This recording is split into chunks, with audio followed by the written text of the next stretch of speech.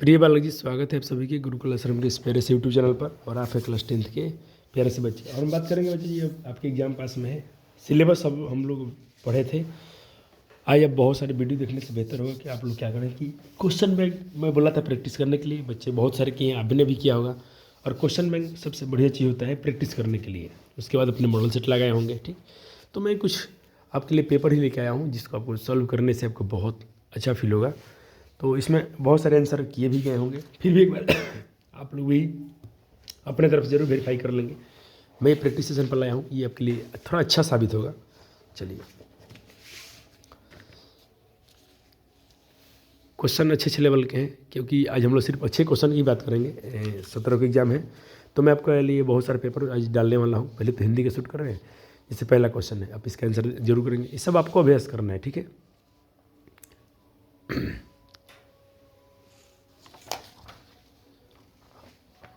क्योंकि अब पढ़ने पढ़ाने का दिन नहीं है, ये जो दिन होती है सिर्फ प्रैक्टिस का होता है। तो आप फिर से प्रैक्टिस करेंगे और आपको पता भी होगा। काशी को किस नगरी के रूप में जाना जाता है? संत नगरी के रूप में, मंदिर के रूप में। तो देखिए, इसके आंसर हो जाए काशी को हम लोग शिव नगरी के रूप में जानते हैं। तो ऑप्शन में शिव नगरी नहीं है, तो वहाँ पर देव है, तो देव के नगरी के रूप में हम जानते हैं। तो ऑप्शन सी इसका राइट आंसर रहेगा। बहुत अच्छे से प्रश्न एक बार जरूर देखिएगा आप लोग।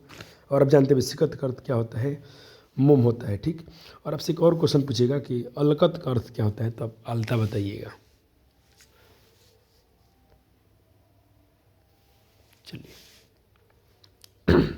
बहादुर ने माँ के रखे रुपये में से कितने रुपये चुराया था? 2। चोरी का इल्ज़ाम कितना लगा था? तो 11 रुपये चोरी का इल्ज़ाम उस पर लग गया था। तो ठीक है। परंपरा मूल्यांकन शीर्षक के किसके द्वारा लिखा गया है? तो रामविलास शर्मा। जी जित मैं निरखत हूँ पाठ के में केंद्र में कौन है? तो बिरजू महाराज। इसको लिखा किसने है? तो इसको लिखा है यतीन्द्र विश्व ने। यंग इंडिया के संपादक कौन है? तो महात्मा गांधी है। आपको इतिहास में भी ये क्वेश्चन आ जाता है। शेक्सपियर किस भाषा से के कवि हैं? तो अंग्रेजी के हैं। तीसरा साक्ष्य पुस्तक किसके द्वारा लिखा गया है? तो ऑप्शन ए अशोक वाजपेयी द्वारा लिखा गया है। देखिए, आप जब तक आप व्याकरण ठीक से नहीं पढ़े होंगे तो आपके क्वेश्चन और अब तैयारी अपने से किया तो ये सारे क्वेश्चन आपसे हो जाते होंगे। ट का उच्चारण स्थान कल ही व्याकरण और रीजन कर रहे थे। तो ट का उच्चारण स्थान आपका मूर्धा हो जाएगा। कटरा में जो भी आता है उसका उच्चारण स्थान आप मूर्धा में रखेंगे।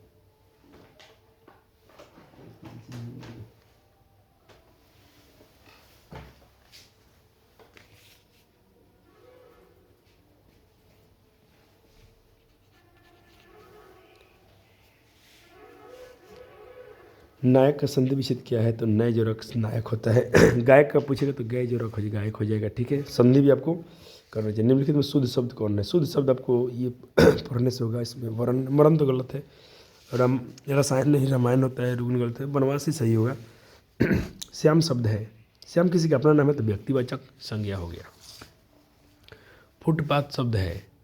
फुटपाथ शब्द है, क्या है ये? देखिए, मैं इस पर कहता हूँ बच्चा जी, स्त्रीलिंग पुल्लिंग वाले क्वेश्चन थोड़ा हम बोलते हैं कि इसको आप छोड़ सकते हैं, ठीक है। इसको मैं नहीं किया हूँ, अभी इसको छोड़ सकते हैं, कोई दिक्कत नहीं है। कर्पूर क्या है? तो ये देखिए तत्सम हो गया। क्या हो गया? तत्सम। नेता का स्त्रीलिंग क्या होगा? तो याद रखिएगा इसका सी नेत्री होता है। ये गलत हो जाएगा, नेताइन नहीं होती है, नेत्री होता है। क्या होता है? नेत्री होगा। सर्वनाम के कितने भेद होते हैं? तो याद रखिएगा 6 और विशेषण के 4। सर्वनाम के कितने भेद? 6। और आपसे पूछ ले विशेषण के कितने भेद होते हैं? तो 4 कहिएगा। विशेषण के भेद, विशेषण के भेद तो 4।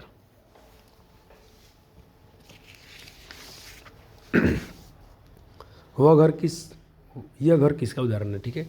अगर आप यह घर किसका विशेषण है तो ये तो लगता है यह घर किसका अपना ही होगा। तो विशेषण अगर पढ़ें तो कीजिएगा, वरना इसको भी आप छोड़ सकते हैं। ऐसे व्याकरण का वीडियो अलग से डाला गया है, वहाँ सब जरूर इसके अभ्यास कर लेना। जिस कर्म के साथ चलिए इसको हम सी बोले हैं, सकर्मक बोल रहे हैं।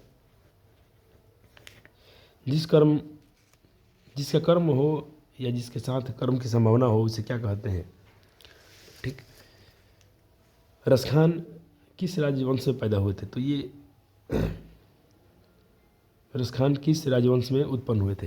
किस राजवंश में? तो देखिए इसके आंसर भी गलत दिया गया है इसमें सही होगा पठान राजवंश में उत्पन्न हुए। जो आपको पढ़ाया गया है वहाँ पर अच्छे से पढ़ाया गया है। रस खान जो हुए थे ये दिल्ली के पठान राजवंश में उत्पन्न हुए थे। कौन कौन कौन? तो रस खान। तो यहाँ पर आंसर है गलत भाई। बी क्यों कहते हैं आप? आपका होगा ऑप्शन ए होगा। इसके लिए मतलब थोड़ा प्रैक्टिस आपको करना है, इसीलिए ये तो चीटिंग नहीं ना है वैसे, आपको पहले दिया जा रहा है पेपर पे, कल परसों है आज बहुत सारे पेपर हम देंगे आपको, ये सब जरूर सॉल्व करना है। अपने क्वेश्चन ऑलरेडी कर लिया होगा। मुँह मन को मसी के ले गए चिच्चोर, ये कहाँ का है? तो भाई ये आपका है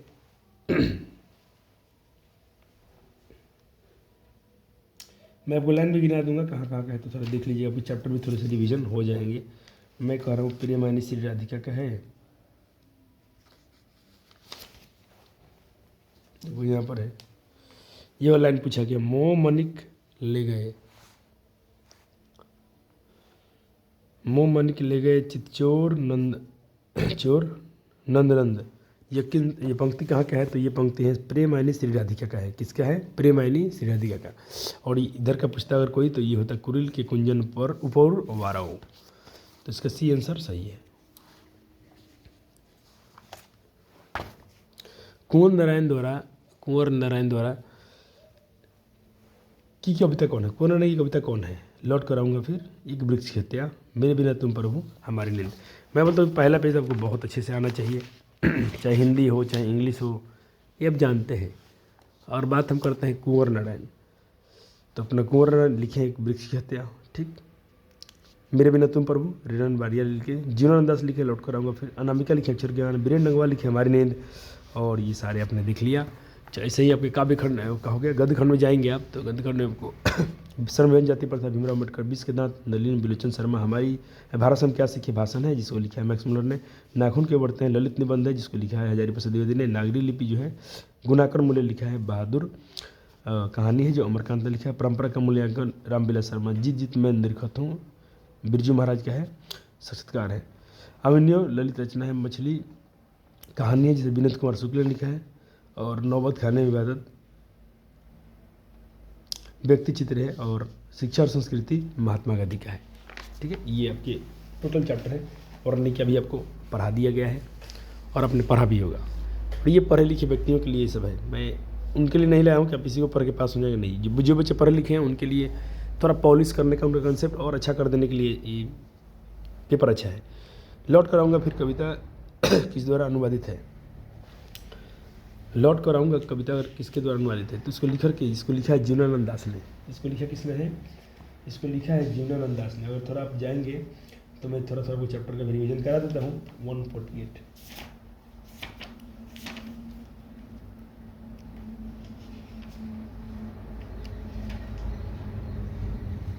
क्योंकि जब क्वेश्चन वहाँ से पूछा है तो पूछेगा जरूर। अब देखिए मैं इसका ऑपरेशन करता हूँ। लौट करूँगा फिर क्या किस कवि द्वारा अनुवादित है, किसने इसे ट्रांसलेट किया है, तो मैं पूरा इस चैप्टर का थोड़ा थीम आपको दिखाता हूँ, देखिएगा। और जीवनानंद दास इसके सम्मानित कवि चर्चित कवि रहे हैं। 55 साल की आयु में उनका निधन हो गया था। एक मर्मात्मक दुर्घटना से कोई दुर्घटना हुआ था तो उनका 1954 में मृत्यु हो गई थी। 6 काव्य उनका संकलन है, याद रखिएगा। झरा पालक और धूसर पांडुलिपि, वनलता सेन, महापृथ्वी, सतती दरार, तिमिर और जीवनानंद दशेर श्रेष्ठ कविता उनकी है। और उनकी अन्य काव्य संकलन है रूपसी बांग्ला, बेला अलबेला, बेला अलबेला, बेला अबेला, कल बेला, ठीक, मन बिना और आलोक पृथ्वी। निधन के बाद भी उनके ये सब निधन के बाद प्रकाशित हो रहे सब जितने काव्य थे, और निधन के बाद भी कुछ प्रकाशित हुए कविता जिसमें से लगभग 100 कहानियाँ हुआ था, जिसमें 13 उपन्यास है। ठीक है, अब बात करते हैं इसके ट्रांसलेटर के। अब इसकी हम बात कर लेते हैं। मलता सेन का कविता है संग्रह दिया निखिल और साहित्य द्वारा इसको संग्रह दिया है। और काव्य संग्रह में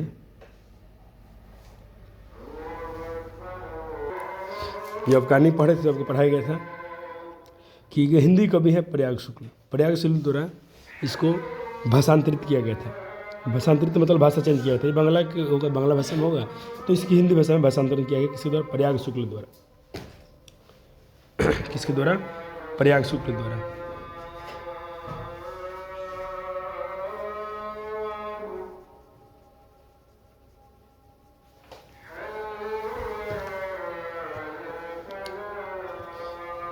चलिए, जीवनानंद दास किस भाषा के प्रसिद्ध कवि थे? बांग्ला भाषा के कवि हैं। आंगन के प्यार द्वार किसकी रचना है? आंगन के प्यार द्वार किसकी रचना है? तो ये है सच्चिदानंद हिरानंद उत्साह की है। ऐसे लोग बोलते हैं ना हिंदी आसान है, जो बच्चे पढ़े होंगे इंग्लिश से आसान होता है। मानव का रचा हुआ सूरज भाव बनकर सो गया, ये पंक्ति कहाँ का है? तभी अपन जिस पढ़ा था हिरोशिमा चैप्टर था, वहाँ से लिया गया है, जहाँ पर अमेरिका द्वारा जापान पर गिरा गया परमाणु बम पर एक कविता लिखी गई थी। जीवनानंद दास का जन्म जनतंत्र के जन्म कविता के रचनाकार कौन है? तो इसके रचनाकार है रामधारी सिंह दिनकर है, सुमित्रानंदन पंत नहीं है। सुमित्रानंदन पंत किसके हैं? कोई बता सकता है बच्चा कि सुमित्रानंदन पंत किसके लेखक हैं? वीरेंद्र नंगवाल, हमारी नींद वीरेंद्र नंगवाल, अनामिका अक्षर ज्ञान और सुमित्रानंदन पंत। जल्दी से बताएं सुमित्रानंदन पंत किस कवि के लेखक हैं? आपको सब याद होना चाहिए। मैंने आपको शुरू में दिखा दिया था ताकि बच्चे इसको याद कर लें। जल्दी बता दे एक बार फिर मैं आपको दिखाऊंगा। सुमित्रानंदन पंत, तो ये भारत माता के हैं। देखिए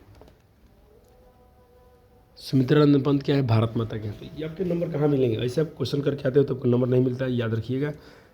सही से आराम से करके आना है, आराम से 50 क्वेश्चन हो जाएंगे।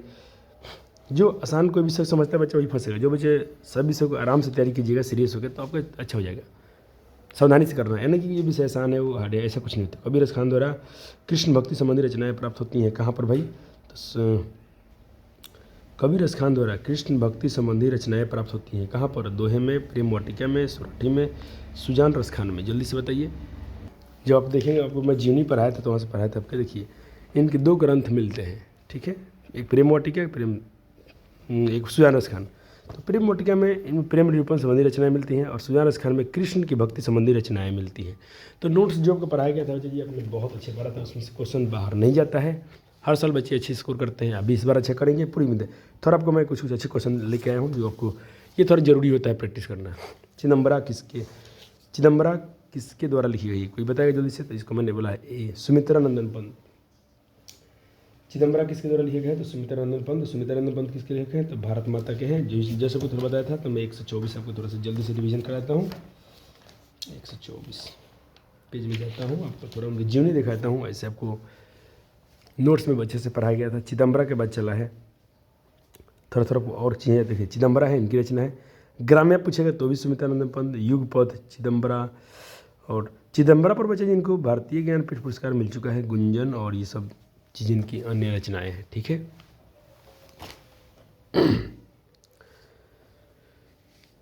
चलो अगला प्रश्न है आपके सामने कि गुणाकर मूल्य का जन्म कब हुआ था? तो सी है 1935 में है। अब एक बार थोड़ा बुक लेके ये आज पढ़ने के दिन है ना, बुक लेके बैठिएगा, थोड़ा वेरीफाई कर लीजिएगा। बेटे के आंसू क्यों आ जाते हैं? तो भाई विफलता के कारण, सफलता के कारण, अत्यधिक खुशी नहीं, जो वो विफल होता है ना, बार बार लिखता है, अक्षर साधता है, नहीं लिख पाता है। जो अनामिका द्वारा लिखा गया था उसको हमने पढ़ा था। कवि धर्मवीर भारती द्वारा भाषांतरित किया है। देखिए धर्मवीर भारती किसको भाषांतरित किया है? तो मेरे बिना तुम प्रभु। इसको लिखा किसने? इसको लिखा है रेनर मारिया रिल्के ने। इसको भाषांतरित किए हैं धर्मवीर भारती ने। एक बार ये भी चैप्टर का मैं थोड़ा आपको दिखा देता हूँ। नोट्स बना के रखा गया था आप ही के लिए। देखिए ये चैप्टर का आ गया। थोड़ा और दिखाता हूँ कि बाकी चीज़ें यहाँ से ज़रूर पूछेगा। देखिए इनके माता का नाम, पिता का नाम हो गया और इनकी पढ़ाई लिखाई देख लिए आपसे। टेल्स ऑफ अलमाइटी कहानी संग्रह इनका है, ठीक है, याद रखिएगा। और जब से पूछा गया था कि इसको भाई तो धर्मवीर भारती ने इसके द्वारा अनुवादक के भाषांतरण किसने किया था? तो धर्मवीर भारती ने किया था इसको। और इस चैप्टर का अनुवाद जर्मन भाषा में भी हो चुका है।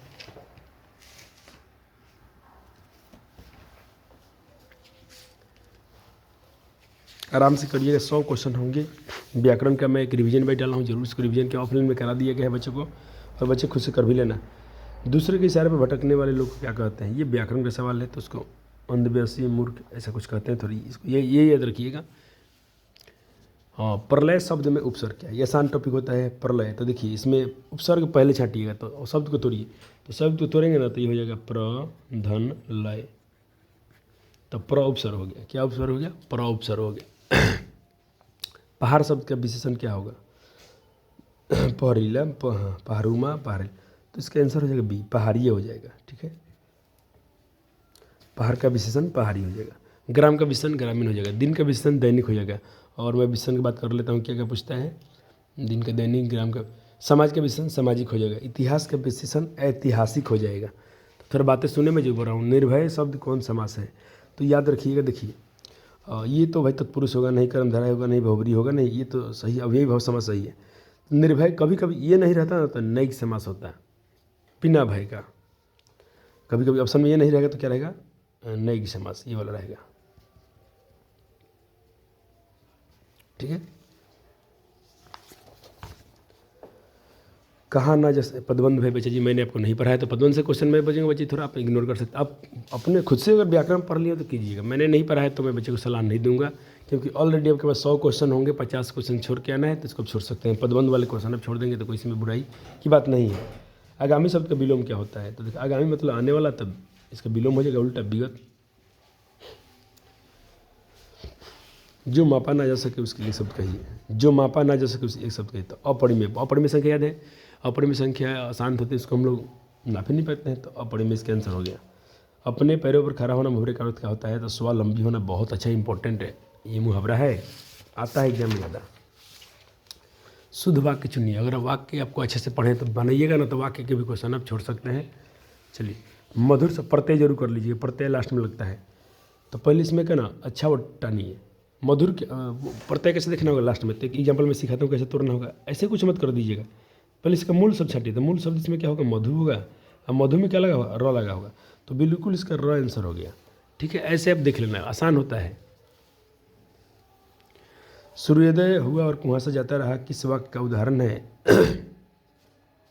तो वाक्य आपको, वाक्य मैंने ग्रामर पढ़ा है तो वहाँ सब कर सकते हैं।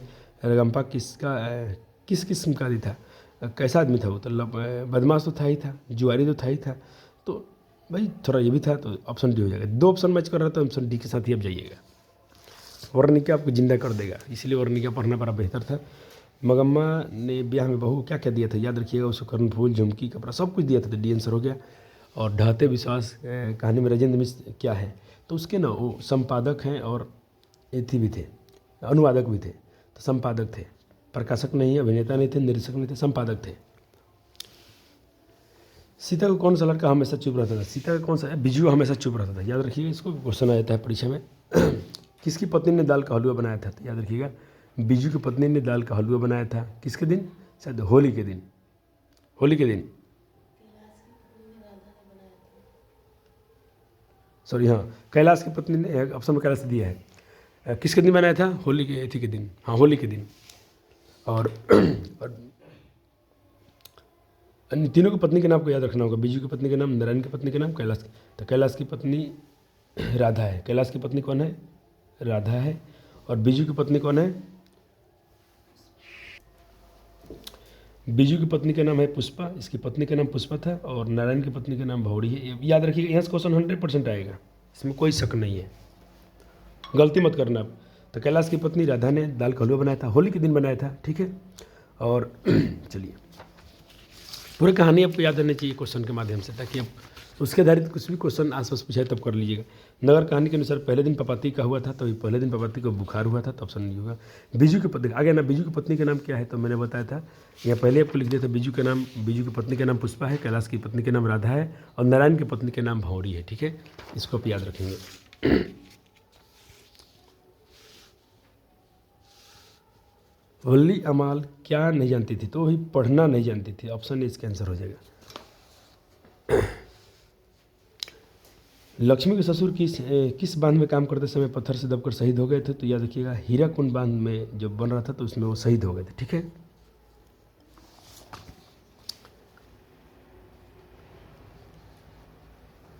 मंगू की माँ अस्पताल को किसकी उपमा देती थी, तो गौशाला की, ठीक है। जाति पाति तोरक आंदोलन जो वर्षीय सम्मेलन हुआ था, कब हुआ था, तो ये हुआ था 1936 में हुआ था, और श्रम विभाजन लाहौर में हुआ था, ये भी याद रखिएगा। श्रम विभाजन जाति प्रथा के चैप्टर के साथ हो।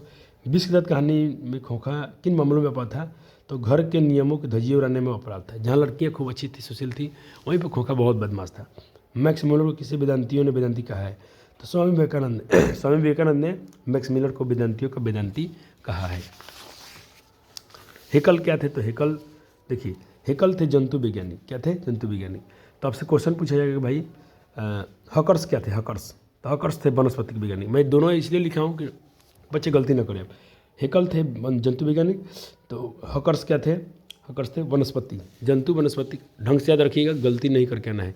नाखून क्यों बढ़ते हैं, ये प्रश्न किसने पूछा है, तो लेखक की छोटी लड़की ने, बड़ी लड़की नहीं छोटी लड़की ने पूछा था। कलिंग लिपि किस प्रदेश की लिपि थी, तो ये उड़ीसा की थी। नागरी लिपि चैप्टर का है। लेखक के रिश्तेदार ने बहादुर पर क्या आरोप लगाया था भाई, तो पैसे चुराने का। और कितने पैसे चुराने का, तो याद रखिएगा 11 रुपये पैसे चुराने का आरोप लगाया गया था। कितने रुपए, 11 रुपये।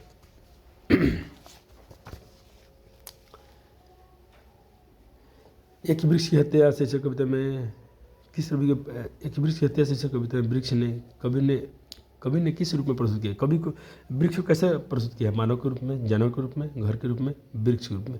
तो एक बुढ़ा चौकीदार होता है ना, उसके रूप में किए थे। और बूढ़ा चौकीदार कैसा होता है, मानव जैसा होता है, तो इसका ऑप्शन क्या हो जाएगा, मानव के रूप में। रेनर मारिया रिल्के के पिता का नाम क्या है, जिससे थोड़ा देर पहले आपको दिखाया था मैं, जोसेफ रिल्के हो गए। CL देखिएगा। जीवनानंद दास किस भाषा कवि हैं, तो बांग्ला कवि हैं। मेरे नींद के दौरान कुछ इंच बढ़ गए, क्या बढ़ गए, पेड़ पौधे बढ़ गए थे, यह कहाँ का है, तो हमारी नींद चैप्टर का है ये, जिसको लिखा है ब्रेन डंगवाल ने। किसने लिखा है, ब्रेन डंगवाल ने लिखा है। छोड़ा हुआ रास्ता कहानी संग्रह किसकी रचना है, तो ऑप्शन याद रखिएगा C। याद नहीं रखना, एक बार जल्दी जल्दी सारी चैप्टर को थोड़ा जीवनी जरूर रिवाइज कर लीजिएगा। हिरोशिमा शीर्षक कविता में सूरज कहाँ से निकला है भाई, तो वो निकला है आसमान में, उत्तर दिशा में, दक्षिण में, नगर के चौक पर निकला। 74 नंबर सवाल है कि कवि प्रेमघन ने किस काव्य में ग्रामीण जीवन का यथार्थ चित्रण किया है, तो जीर्ण जनपद में। किसमें, जीर्ण जनपद में। ढ का उच्चारण आसान बहुत आसान हो जाएगा। उधर एक और पूछा था, एक और पूछा है, तो ठ ढ ढ मूर्धा होता है। तो ऐसे क्वेश्चन जरूर करना, आपको व्याकरण बचा लेगा बच्चा जी। यशोदा का विषय देखिए विसर्ग संधि है, तो यशः धन दा, यशः धन दा, यशोदा ऑप्शन भी सही है। तो आप संधि भी करके आएंगे तो कोई बुराई की बात नहीं है। पुस्तक सब कौन सा होगा, पुस्तक हम किसी नाम नहीं ले पाएंगे। मैं नाम लेता तब ना कि गोधली है तो कहते कि भाई चलो जाति व्यक्तिवाचक है, लेकिन मैं सिर्फ पुस्तक कर रहा हूँ, तो पुस्तक कोई भी हो सकता है, तो जाति की बात कर रहा हूँ, तो ये कॉमन नाउन हो गया। दया शब्द क्या है, यहाँ बता दिया हूँ, पुल्लिंग है, तो ये पूछे तो जरूर कीजिएगा, वरना चैप्टर इतना आसान नहीं। तो ओष्ठ शब्द क्या है, ये देखो ओठ, होठ कहते हैं हम लोग, होठ तद्भव हो गया। ओष्ठ भाषा है, संस्कृत भाषा तत्सम हो गया। तो तत्सम तद्भव से क्वेश्चन आपको बहुत सारे देखने को मिल रहे हैं। पूज्य शब्द का स्त्रीलिंग रूप क्या हो गया, तो पूज्या हो जाएगा, क्या हो जाएगा, पूज्या। जो सोएगा सो खोएगा, यह किस सर्वनाम का उदाहरण है, तो ये संबंध कारक का, संबंधवाचक का उदाहरण कर लीजिएगा। सिर भर दूध, सिर भर तो यहाँ पर कुछ हम नाप तोल रहे हैं, तो परिमाण बोधक हो गया। सिर भर सवा सिर 250, ऐसा आपने नाप सुना होगा। वो खा चुका था, तो भैया काम हो चुका है, तो भूतकाल का है। आसान क्वेश्चन है, आपको इंतजार करने का नंबर था। देखें यहाँ पे क्वेश्चन आसान भी दिए गए हैं। सुहावन में प्रत्यय, इन प्रत्यय से भी 3-4 क्वेश्चन मिल रहा है। तो सुहावन, तो देखिए इसको हम बोलते हैं, इसमें प्रत्यय क्या है, तो देखिए इसमें जो वन जो है ना प्रत्यय है। सुहा जो वर्ड है, सुहावन सी आंसर हो जाएगा। शोकाकुल कौन सा, देखो ये तत्पुरुष समास, शोक में आकुल, शोक से आकुल तत्पुरुष समास है। कौन समास है, तत्पुरुष समास पढ़ा दिया गया है। जल्दी से आके एक बार चाहेंगे तो थोड़ा सा रिविजन कर लेंगे। अनूठा शब्द का पर्यायवाची शब्द क्या है, तो पर्यायवाची शब्द अनुपम लिख दिया हूँ। आसान नहीं होता है पर्यायवाची शब्द, विपरार्थक थोड़ा उल्टा होता है। अनुलोम शब्द का विपरार्थक क्या हो जाएगा, तो विलोम हो जाएगा। अनुलोम का क्या हो जाएगा, विलोम। तो विलोम ऑप्शन नहीं दिया है, तो प्रतिलोम दिया है। प्रतिलोम को इनवर्स बोलते हैं, तो ये भी उसी विलोम या प्रतिलोम सेम चीज़ है। अगर प्रतिलोम नहीं रहेगा तो क्या रहेगा, विलोम रहेगा। घर बसाना मुहावरे का अर्थ क्या होता है, इस साल 12th में पूछा गया था। देखिए यही सवाल 10th में पूछा गया है, यही साल आपके 12th में पूछ लिया गया था। तो विवाह करना क्या होता है, विवाह करना। परोक्ष शब्द में कौन समास है, तो सी हो जाएगा। अब यही बहुत समास होगा, तो पुरुष नहीं होगा। एक पंथ दो काज का मुहावरा क्या अर्थ है, लोग क्या है, इसका अर्थ क्या है, बहाना करना, डिंग हकना, एक काम के साथ दूसरे साथ भी करना, तो ये बात सही है। वह जा रहा है किस काल का उदाहरण है, वह जा रहा है, काम चल ही रहा है, तो ये, लेकिन ये वर्तमान काल में ही हो रहा है, ठीक है, क्योंकि यहाँ तीनों काल पढ़ना है। नयन का संधि ने जो न, देखिए यहाँ पर क्या क्या पूछेगा, नयन पूछेगा तो ने जोर अन, पवन पूछेगा तो पो जोर अन, ठीक है। धावक पूछेगा धाव जोर अक, धावक। परिणय शब्द में उपसर्ग क्या है, तो पड़ी हो गया ना, पड़ी उपसर्ग।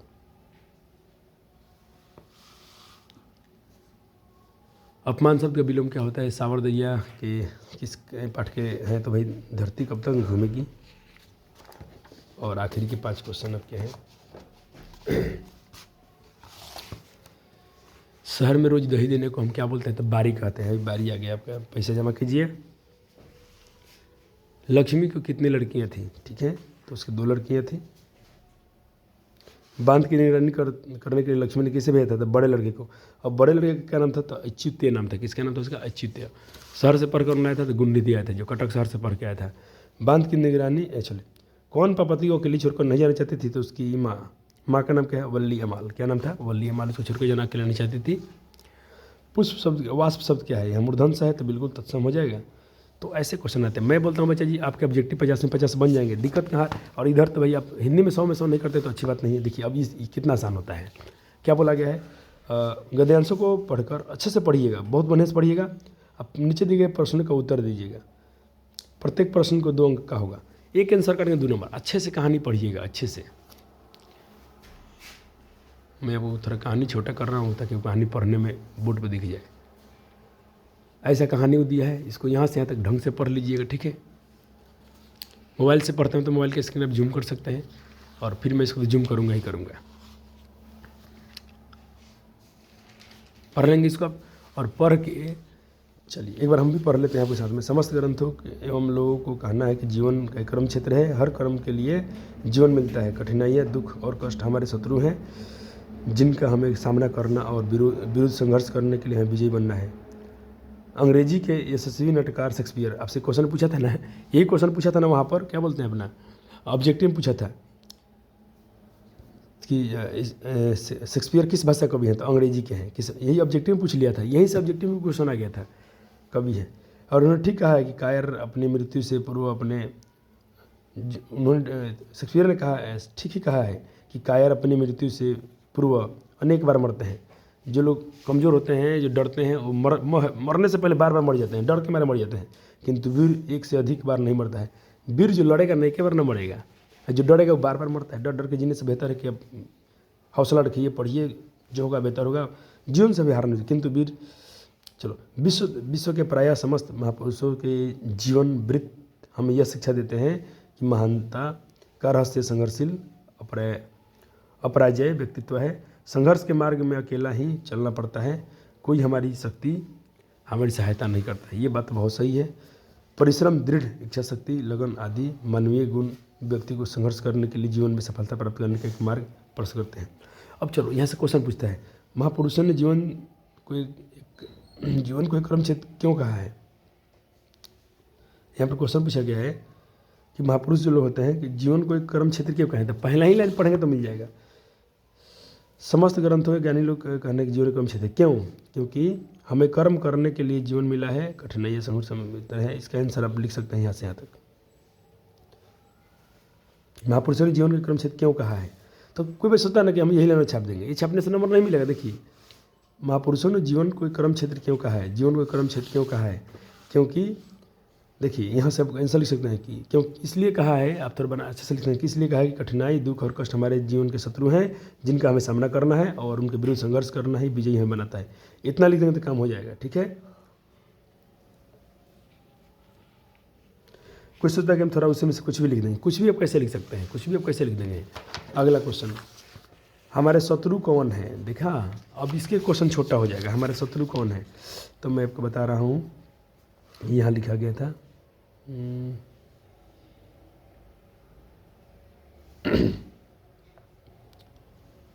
देखिए, ये हमारे शत्रु है। कठिनाइयाँ, हमें कर्म के लिए जीवन मिला है, चलो उसमें करने शत्रु है। इसका आंसर मिल गया। कष्ट क्या पूछा है? शत्रु कौन है? हमारे शत्रु कौन है? देखिए, कठिनाइयाँ, दुख और कष्ट हमारे शत्रु हैं। तो आप लिख लेंगे कठिनाइयाँ, दुख और शत्रु हमारे शत्रु है। उसका आंसर इसी में था। और इसके सामना करना, उसके विरुद्ध काम करके विजयी बनना, ये क्या है? जीवन को कर्म क्षेत्र माना गया है। अपने शत्रु के खिलाफ लड़िए, मेहनत कीजिए। तो मुझे लगता है बच्चे आप इसमें कितना नंबर कर लेंगे? 10 नंबर आप बिल्कुल छोड़ के नहीं आएंगे। शेक्सपियर ने कायर व्यक्ति की मृत्यु के बारे में क्या कहा है? तो जो कायर होते हैं बार बार मरते हैं। कायर होते हैं जो बार बार मरते हैं। संसार कि महापुरुष हमें क्या शिक्षा देते हैं।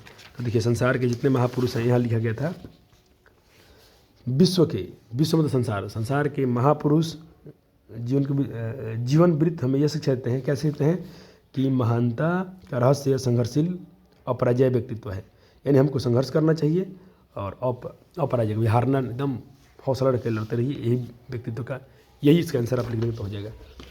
तो हिंदी में आप बहुत 100 में 100 करने की संभावना रखिएगा, संभावना नहीं ये हकीकत है, हो जाएगा। चलिए, जीवन में सफलता कैसे प्राप्त की जा सकती है, जीवन में कैसे सफलता प्राप्त की जा सकती है, तो इसका हम बात कर लेते हैं। यहाँ पर लास्ट में है, देखिए यहाँ पर लिखा गया है परिश्रम। क्या लिखा, आप कैंसर लिखेंगे, जीवन में सफलता प्राप्त करने के लिए परिश्रम, दृढ़ इच्छा शक्ति, लगन आदि मानवीय गुण व्यक्ति को संघर्ष करके जीवन में सफलता प्राप्त करने का एक मार्ग प्राप्त कर सकते हैं। ये भी लिख देंगे तो नंबर आपका नहीं कटेगा। जीवन हो गया, आपको 10 नंबर मिल गए। ये किताब से कोई रिलेशन नहीं था, तो ऐसे करके आपको बहुत सारे क्वेश्चन आएंगे, तो आप एक तो क्वेश्चन जरूर करके आइएगा, ठीक है।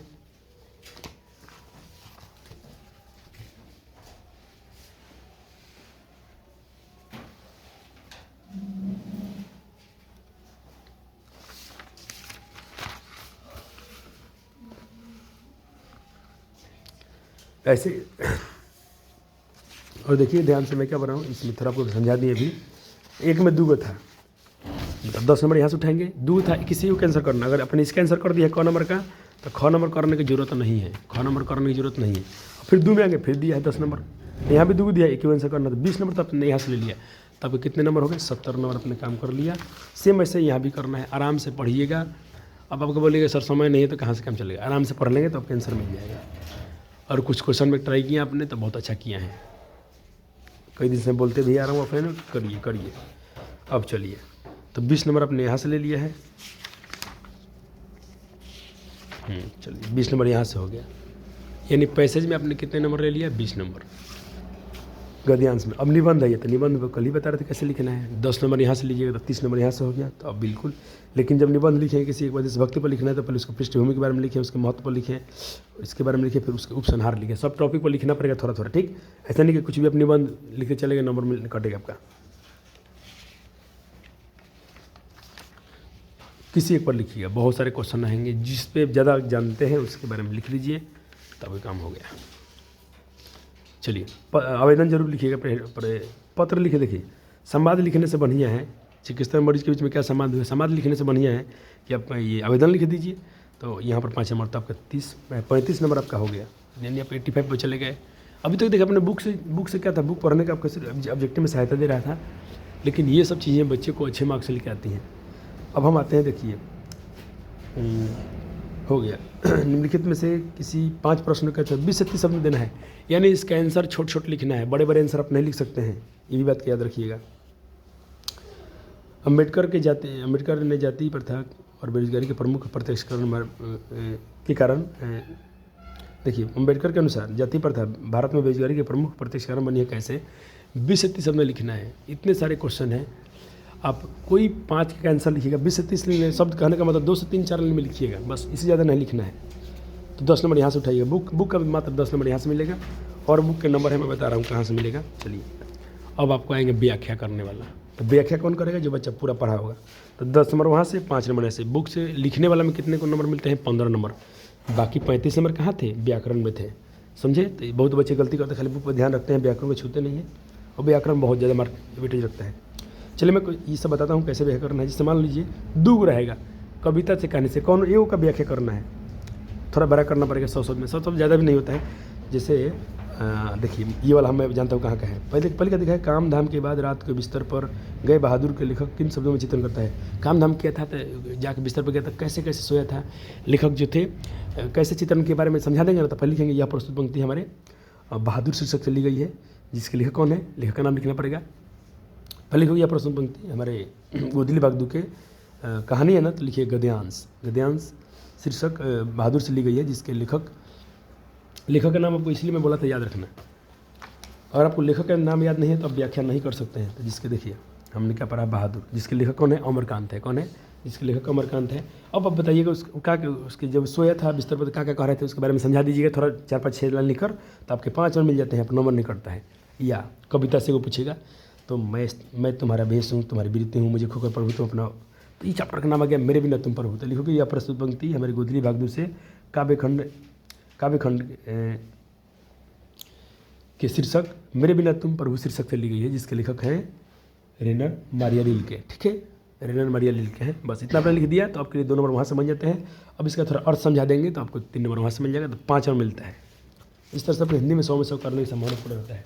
मैंने एक पेपर दिखाया था, अब मैं बाकी पेपर में थोड़ा आपको समझाऊंगा। अपन फास्ट रिकॉर्डिंग कर देंगे, आप जरूर उसको कीजिएगा।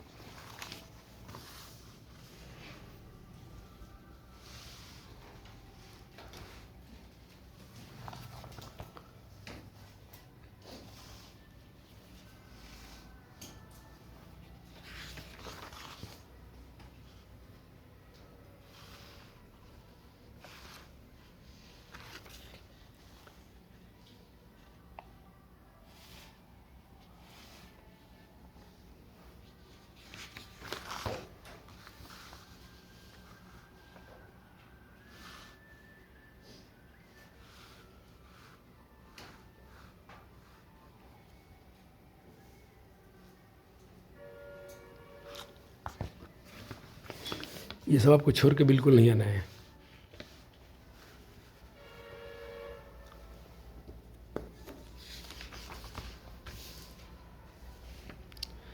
एक और बात का ध्यान रखना कि 1 नंबर में क्या किसी एक आंसर करना है, या तो क का ख का। ठीक, ये नहीं कि क का भी आंसर कर दिया और इसी का ख का भी कर दिया, एक सिर्फ इसी का करना है। तो इसका की है, या तो आपको मन है तो इसको कर लीजिए। ठीक है, फिर दूसरे प्रश्न में भी दिया होगा, तो वहाँ भी 2 क्वेश्चन है, तो वहाँ से भी किसी एक का करना है आपको। यहाँ भी 2 प्रश्न, एक और नंबर हो गया ये वाला और एक और नंबर, दोनों में से किसी एक का करेंगे तो काम हो जाएगा। और ये निबंध बहुत बढ़िया, यहाँ से आप 10 नंबर जरूर करने वाले हैं। जैसे निबंध बताएगा वैसे ही निबंध लिख के आइएगा, आपके नंबर मिलेंगे। आवेदन पत्र भी आप लिख के आइएगा। और बस बुक का सवाल तो आसान होता है ना भाई, 20 से 30 शब्द में लिखना है, यानी 2 से 3 लाइन में आंसर लिखना है। तो ये सब क्वेश्चन का अभ्यास आप करेंगे तो बेहतर होगा। जो क्वेश्चन अभी आपके स्क्रीन पर मैं दिखाया पिछले पेपर में और इस पेपर में आप इन करिए। चल व्याख्या में फिर समझता हूँ। अगर बाल्टी भरी होती तो मछली नीचे आ जाती, बेह करे। तो ये प्रश्न किस पर से, मछली शीर्षक से है। तो तुम लोग यह प्रश्न पंक्ति हमारे गोदली भागदू से ली गई मछली शीर्षक कहानी से है, जिसके लेखक कौन है, विनीत कुमार शुक्ल है। इतना लिखते हो तो भाई आपके 2 नंबर मिल जाएंगे, सिर्फ आपने चैप्टर पकड़ लिया। अब व्याख्या में लिखेंगे भाई, और मछली भारी होती तो मछली बार कर, ये सब कौन बात कर रहा था आपस में, ये सब लिख देना है। या नानक लीन भयो गोविंद से जो पानी संग पानी, या आप इसका व्याख्या कर दें। ये कविता या कहानी से रहेगा, जो आपको बढ़िया लगता है उसको बेह करके आइए। तो मैंने 2 पेपर आपको दिखाया, बहुत अच्छे पेपर थे। अभी और आपको दिखा रहा हूँ मैं।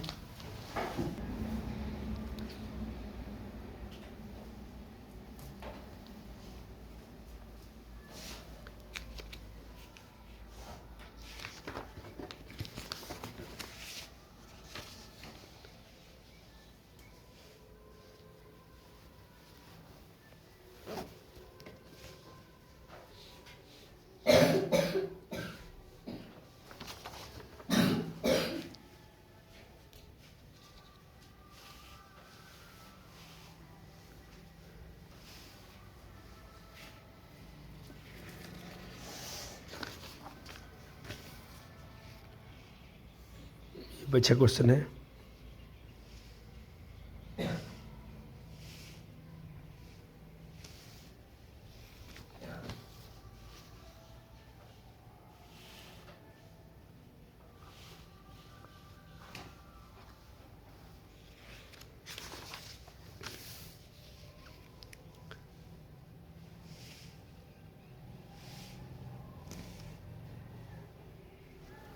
जिनका उच्चारण नाक और मुंह से होता है उसे अनुनासिक कहते हैं। इसकी संख्या कितनी होती है? 5 होती है।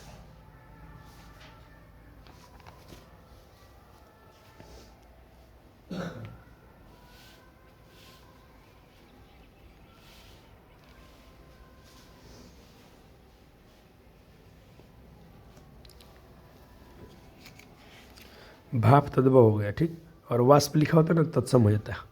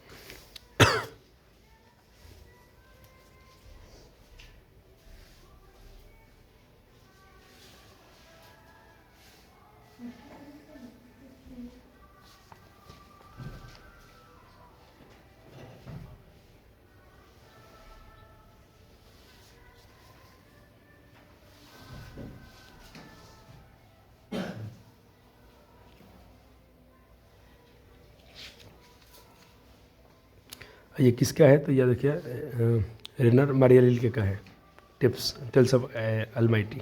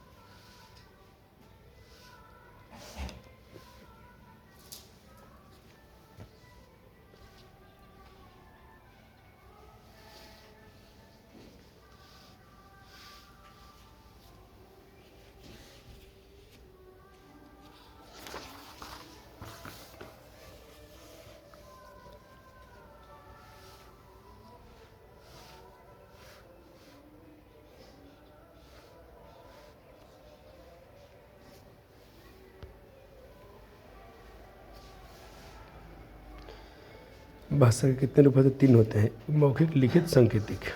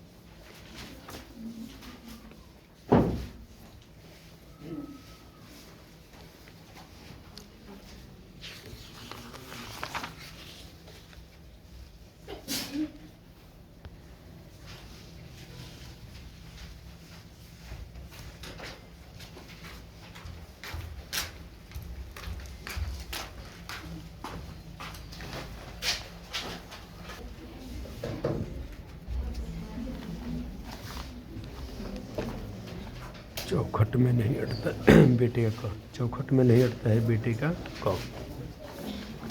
आंसर ये होना चाहिए।